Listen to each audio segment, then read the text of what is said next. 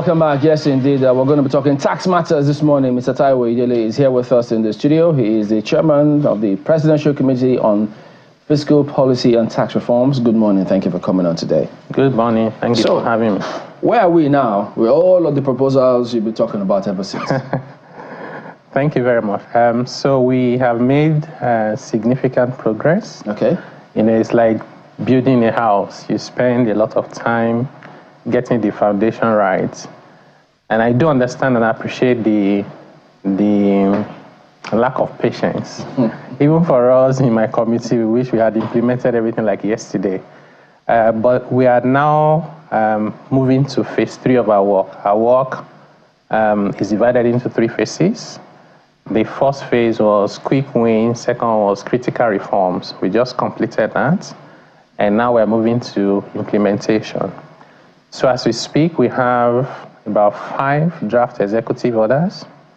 We have a withholding tax regulation that has just been signed by the Honorable Minister.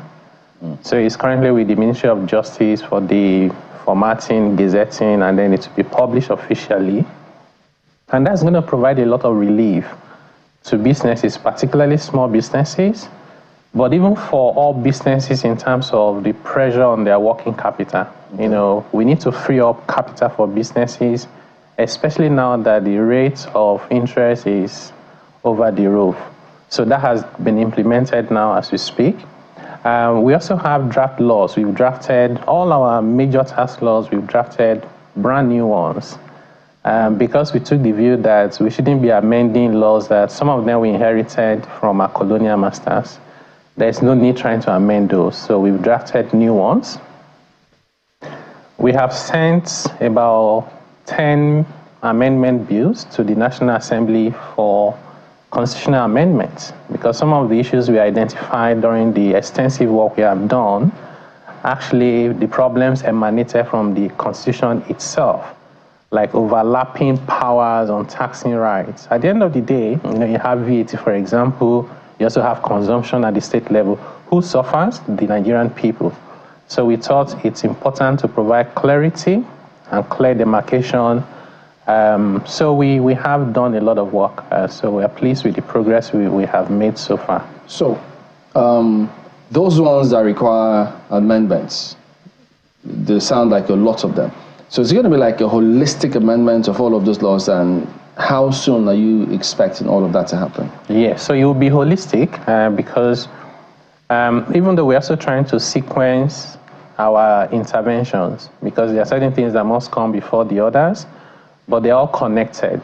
So the stage where we are now, in fact, we spent about 10 weeks until last week doing a retreat where we just lock in everybody and said, you know what, we don't want to be sending letters back and forth between Ministry of Justice, Finance, my committee.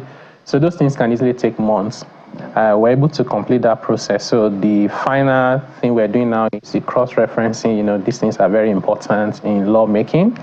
Once we are done with that, we get the formal approval of Mr. President and maybe also FEC, and then it goes to the National Assembly. So our estimation is that this Q3, that we've just started yesterday, before the end of this quarter, we should have the laws enacted.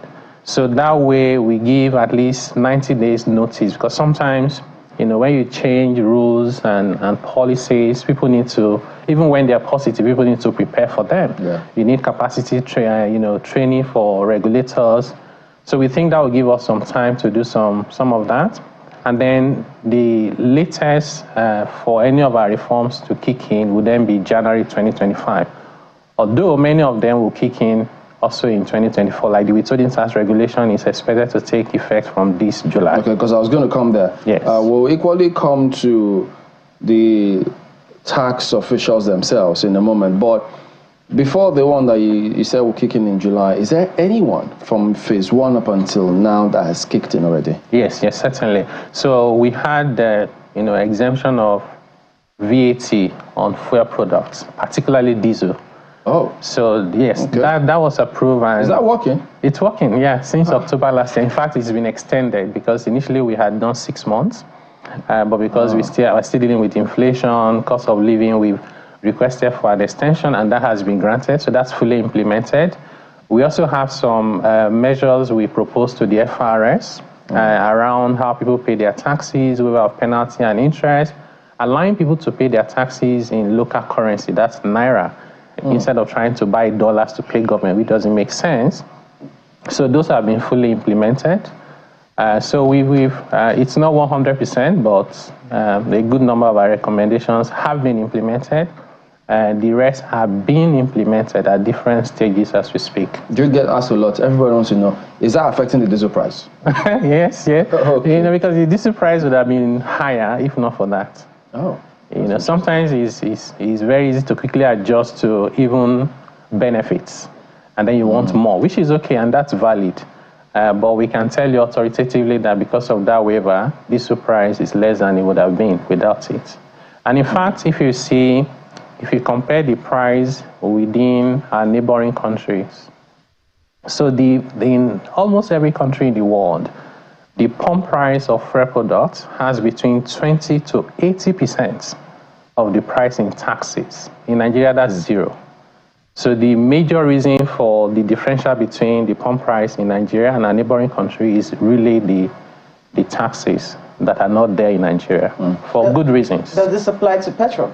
Yes, same thing for petrol. There are no taxes on petrol. In Ghana, for example, they have like 4 or 5 different taxes on petrol. If it wasn't zero, what would be the cost of petrol in your view? Yeah, no, it depends on how aggressive you are with your tax regime. So that's why I said between 20 to 80%. So countries where the tax rates are really low add about 20% to the pump price. Those that are really very aggressive add up to 80%. So if Nigeria is somewhere in the middle and you add like 40, 50%, just imagine diesel price being at about 2,000. That's really what we're talking about. That would be crazy. Yeah. I mean, the perception when it comes to taxation in Nigeria is one that, many people probably want to understand how this is working. I know in places like Lagos, it's very evident. Everyone, they're very aggressive. Yeah, they're very aggressive with it. But in places like Abuja and other parts of the country, it doesn't seem like many people are very aware of how our taxation works, just so people can understand what it is that's going on. Everyone is really focused right now on the high cost of living and how everything is difficult, but there's also the taxation that's supposed to help with the building of infrastructure and things. So just so people can understand the taxation that they're going through right now and what it does towards national, towards the improving of national infrastructure. Remember that a lot of people are watching the news right now and watching Kenya and seeing what the tax situation has cost there. So they're wondering, what's happening here? So just so people can understand that for a little bit. Yeah, very good question. So tax matters. I think sometimes politicians underestimate the impact of taxes on the people. If you increase interest rate because of MPR, or you increase cash reserve ratio, or there's so many things you can do and get away with them. But once you go to tax, people can feel the impact directly. So to that extent, it's very sensitive. So where we are as a country today is not where we should be in terms of our tax regime. There are just too many taxes. There are over 60 official taxes and levies. And sadly, despite that enormous number of taxes, we did not even collect half of what South Africa collected from just one tax last year. So the evidence we have from around the world shows that we're doing the opposite of what every successful country is doing, which is that you need to keep your number of taxes to a few, broad base, easy to collect, not imposing burden on the lowest people in your community or society, and then that's how to raise revenue. South Africa collected about 50 trillion naira equivalent from personal income tax alone last year, and 90% of that amount came from the top 5% of society in South Africa.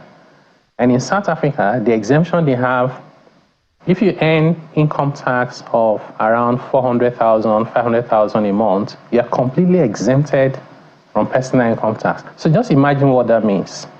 You've protected your most vulnerable population. You focus your attention on the elites or people who are at the top of society, and you make this massive amount of revenue generation. What we're doing in Nigeria is we're going after the poorest people.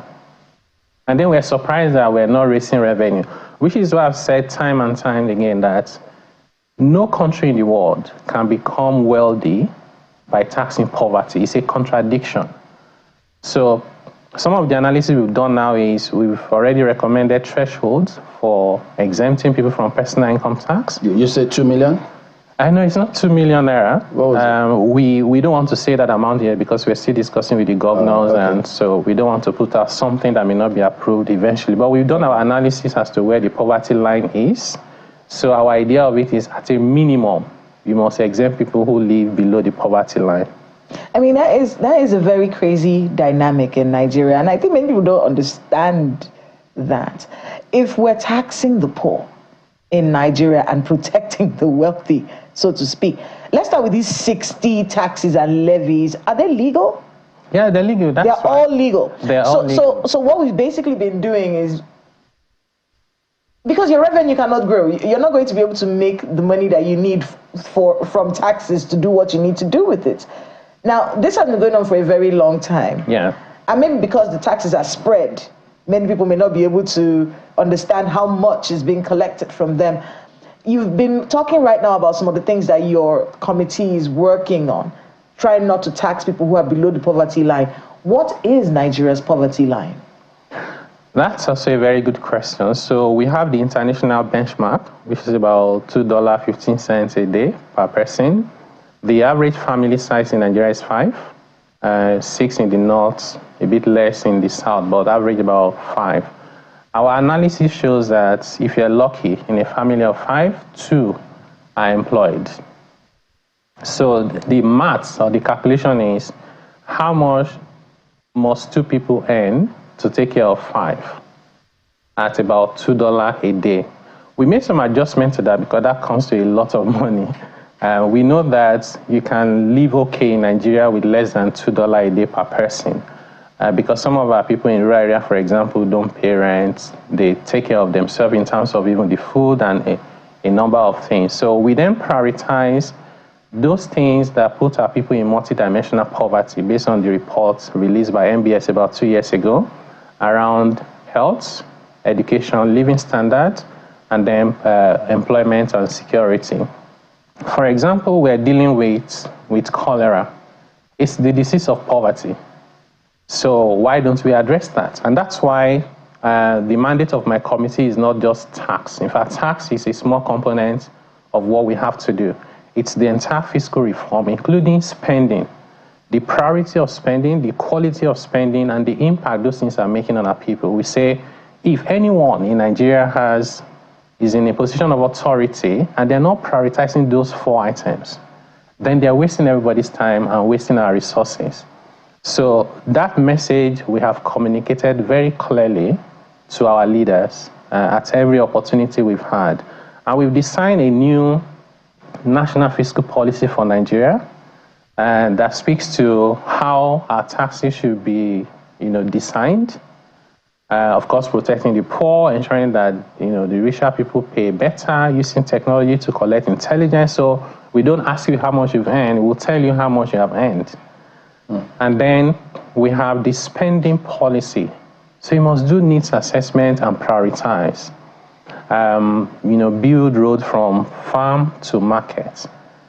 Build schools. And don't just build them and take photos. Provide targeted teachers. Spending that exactly. Will have meaningful impact that we can measure. I see. And then we have a borrowing policy as well that we've developed.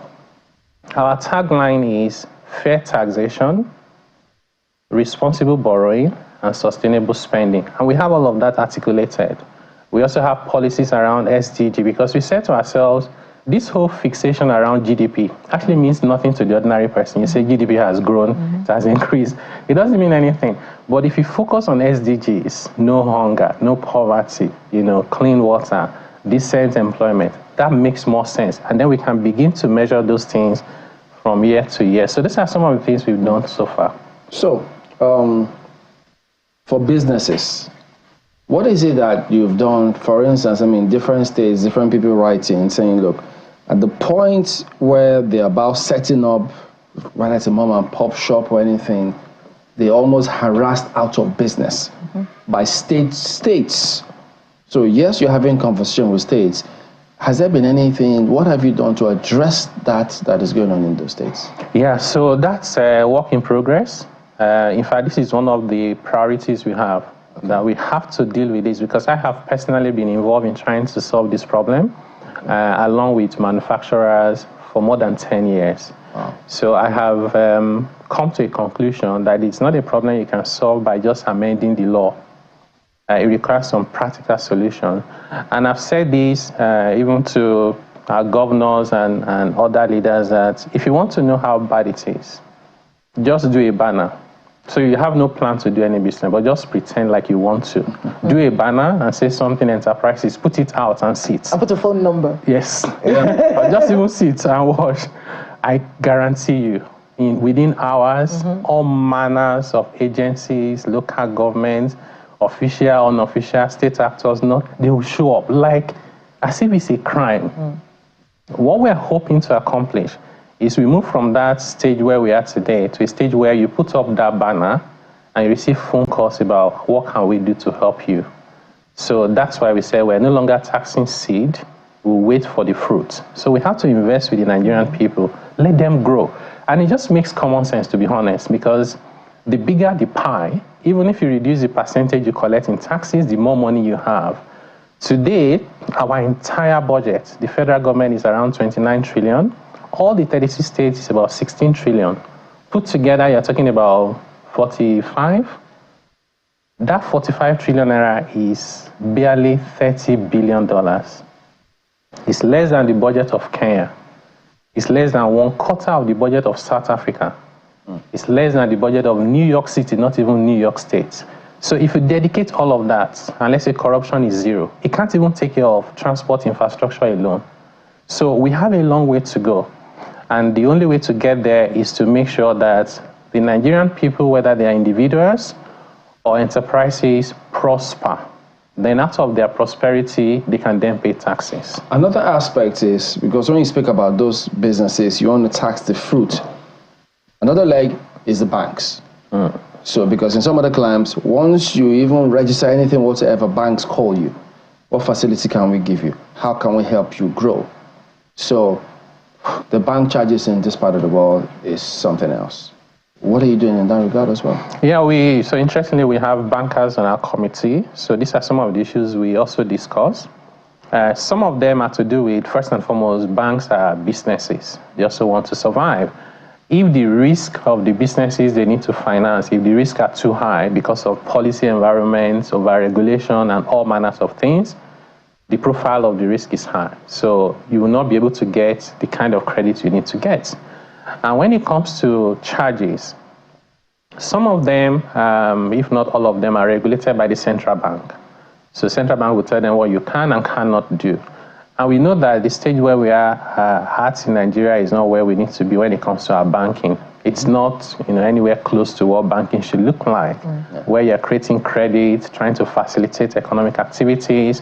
So it's pretty much, most of it is lending to governments. Most of it is trying to extract as much as possible in charges for almost everything. So those issues are still with us. They have been identified.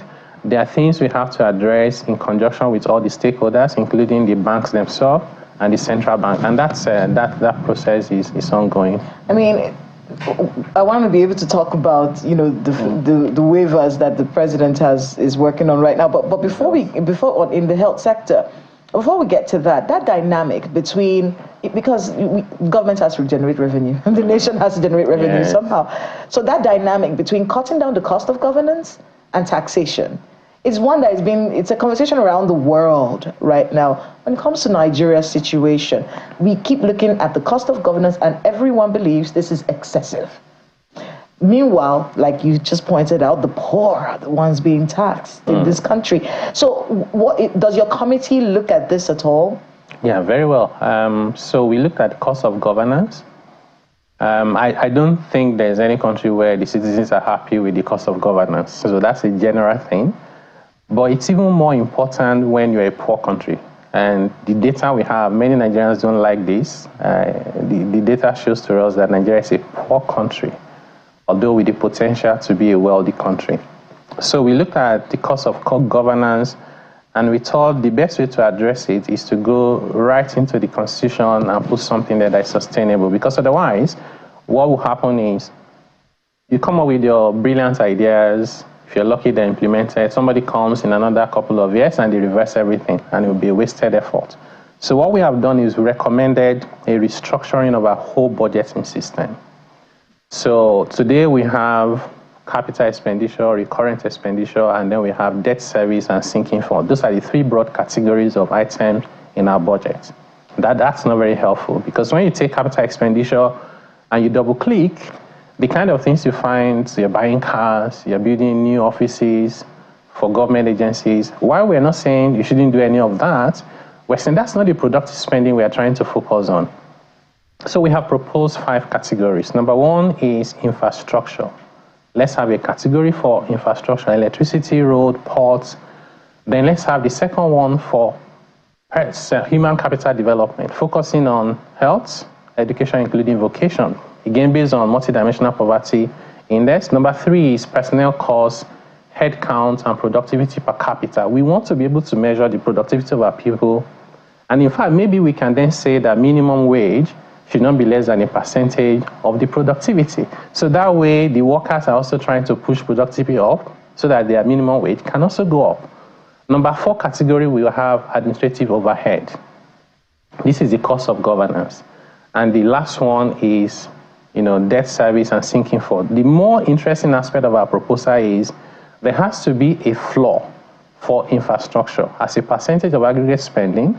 There has to be a floor for human capital development as a percentage of aggregate spending, whereas all the other 3, personnel costs, admin overhead, and debt service, will have a cap. We must not exceed that.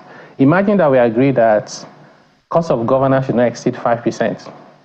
We can't go to sleep, because it means that whoever exceeded that is ready to leave office, right? Mm-hmm. So we think when we can do these structural changes, it will allow us, whether private sector, elite, analysts, to focus on things that really matter, because there's a lot of back and forth always on things that really don't add value to anyone. At some point, you spoke about centralizing the collection agency. And so I know that there was some argument between states and federal government in terms of harmonization, who should collect what. What's going on in that area? Yeah, thanks for asking that as well. We had a very good meeting with the governors last week, and this was one of the things we discussed. So the evidence we have is that a tax like VAT is best collected centrally. We looked at many countries around the world where they have federation like ours.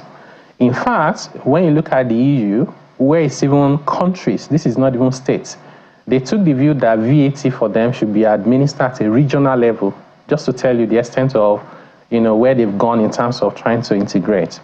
Some of the problems are that because you have interstate transactions, you have international transactions, it's going to be chaotic if you ask state to start collecting the VAT. We recognize that it is a tax of states, but it should be centrally collected. So here are things we have proposed. Number 1, every state needs to discontinue with their consumption taxes. They're duplicating VAT. In compensation for that, their share of VAT revenue will go up from 85 to 90%. For that 5% we're adding to their share is more than double what they are collecting from consumption taxes. So it's a win-win for them. Then we said, let's pay more attention to derivation. So in sharing that 90% among states, we have the ability to collect the data about where the economic activities are being generated. So why don't you use that to share the revenue so everybody feels fairly treated? And also we've identified basic consumptions: food, health, education, accommodation, shared transportation, that should carry no burden of VAT, because that's where the majority of our population, over 130 million, spend almost their entire income just trying to survive. Therefore, it doesn't make sense trying to extract taxes from them. They have no ability to pay. So those are some of the things we've put through. And then for the businesses, we want to make it easier for them to do business. We're proposing full credit on services as well as assets. So if you build a factory, all the VAT you spend in putting the factory together, you get the money back 100% from the government. So that way you can grow your business. But that would also mean that we will have to adjust the VAT rates on anything else that's not essential, because otherwise you may just be in very, very deep red. How do you mean adjust? What will that practically mean? So what we mean practically is that on items that are not essential consumption, it's not food, it's not health, it's not education, it's not accommodation, it's not shared transportation, the VAT rate will go up. Because with all these things, we are trying to protect the poor people. Our estimation is that the VAT revenue will go down by more than 50%. So we're not going to get the approval. So the reality is that nobody will approve that. So we think if we make some adjustments, if you're buying a mobile phone, for example, you pay a little bit more. So we think that's the way it should be, and that's the way it is in most countries, including even African countries, where they collect a lot more in VAT than we do currently. Before you go to the health, still, since you were talking about state governors and how this will work with them, we still got calls as last week in different states. When persons are going about their businesses, they still have these street urchins who still harass them, collecting all sorts of tax, either from transport, even if you're trying to dig in a little hole or bore, whatever it is, that is still going on. Yeah, sadly, even in Abuja, even in Lagos, even in cities. So it has even happened to me here in Abuja. I was actually scared. Somebody was knocking the window. Exactly. And they say, well, they look at the car and they feel it's an official vehicle and you should pay certain taxes. That should be behind us today. In fact, it's embarrassing that we're discussing this in 2024. Those were the things we did in the colonial eras. The world has moved on. So what my committee has proposed now is remove all these taxes, we call them nuisance taxes, and replace with just one tax. So imagine you have what we call a harmonized levy. So the amount you pay will depend on who you are. If you are a taxi driver, it might be 5,000 a year. If you're a vulcanizer, maybe it's 2,000. We do those data to determine how much it is. Now, on your phone, you get the assessments by way of text. And then you can pay at any point, maybe for the next 3 months. As you're paying, you can use USSD to pay. As you pay, to tell you the balance that you are owing. If anybody stops you, all you need to do is show them. That's digitalizing the tax system. Absolutely. So you will no longer need individuals to stand on the road. That would be so fantastic. To try and enforce. Nuisance, they do it.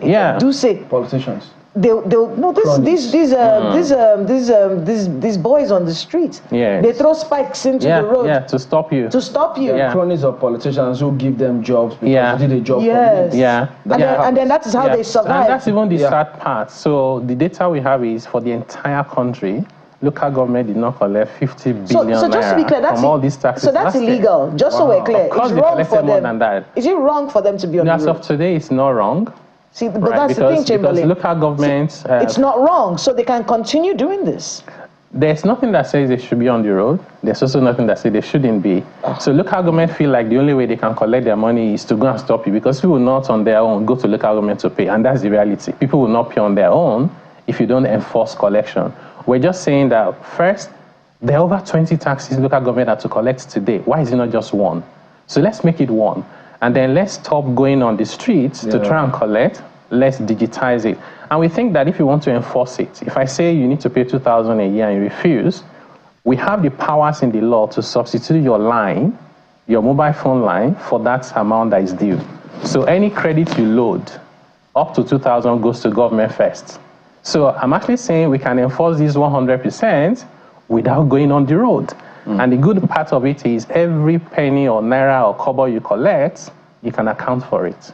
So you talked a bit about some of the essentials. Yes. And one of them, you mentioned health. And I'm aware that there's this, the executive order that was signed by the president, suspending import duties and value-added tax on essential medical supplies that are imported into the country. Let's talk a bit about that and what impact that's supposed to have on the health sector. Yes. So, we all recognize inflation is getting out of hand, and we need to address that. And added to that is, while we're trying to address inflation, we must prioritize basic needs. And that's where health comes in.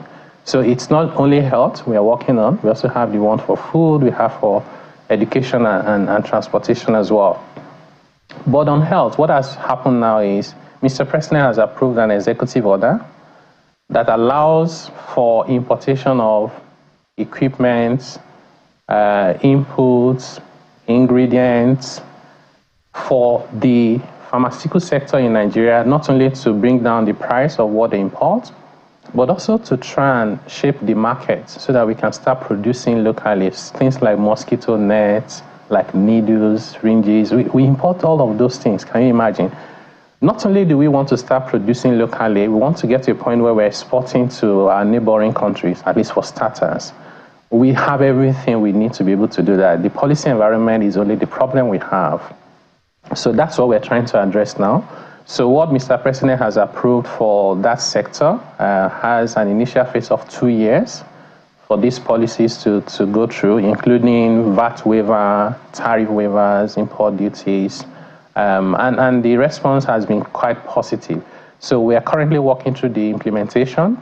It was meant to be, the implementation has about 30 days design period. From when it was signed, I think it was Thursday last week or thereabouts. So we're going through that process now, working with the Ministry of Health, Trade and Industry, and Ministry of Finance as well. In terms of mindsets, just looking at time now.